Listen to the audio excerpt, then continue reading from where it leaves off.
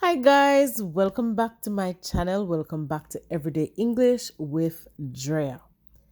In today's video, we are going to learn about subject-verb agreement.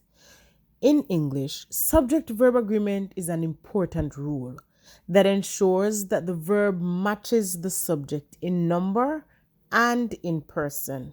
So let's get into the lesson. If you haven't yet seen my video on singular and plural nouns, you'd definitely want to give that video a watch as well. The first basic rule of subject-verb agreement that we're going to look at is a singular verb with a singular subject. Now, when the subject of a sentence is singular, the verb used with it should also be singular. For example, she eats pizza.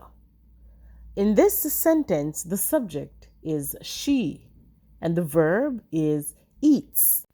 Since the word she is referring to one, we add s to the verb, which is eat, and that makes it singular. Next, we're going to look at plural subject with plural verb. When the subject of a sentence is plural, the verb used with it should also be plural. For example, they eat pizza. In this sentence, the subject is they and the verb is eat. Now, to make the verb plural, we do not need to add s to the word eat. Singular subject with a plural verb. This is a common error made by many English learners. When the subject of a sentence is singular, but the verb used with it is plural, it is grammatically incorrect. For example, he eat pizza. That is an incorrect sentence. It should be, he eats pizza. Next, let's look at indefinite pronouns. Indefinite pronouns refer to people or things in a non-specific way.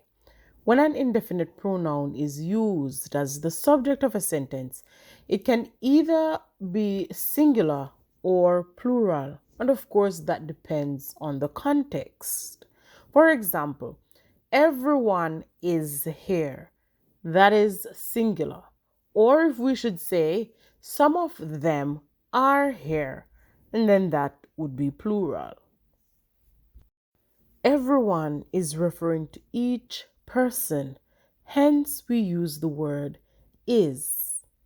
And them is referring to more than one person, hence we use the verb are. Up next is expression of quantities. When expression of quantity are used in a sentence, the verb should agree with the noun that follows them. For example, 10 apples are on the table, or 1 apple is on the table. Now, if we say 10, we know that 10 apples, of course, it's plural. So we use the verb 10 apples are. And if we say 1 apple, we use the word is. Finally, let's look at collective nouns. A collective noun refers to a group of people or things. When a collective noun is used as the subject of a sentence, it can be either singular or plural, depending on the context. For example, families enjoy this restaurant. Now we say families, and that means we're talking about more than one. Hence, we use the verb enjoy. Now, to make this singular, we'd say, our family enjoys this restaurant. Because in this sentence, family, we're talking about one group of people.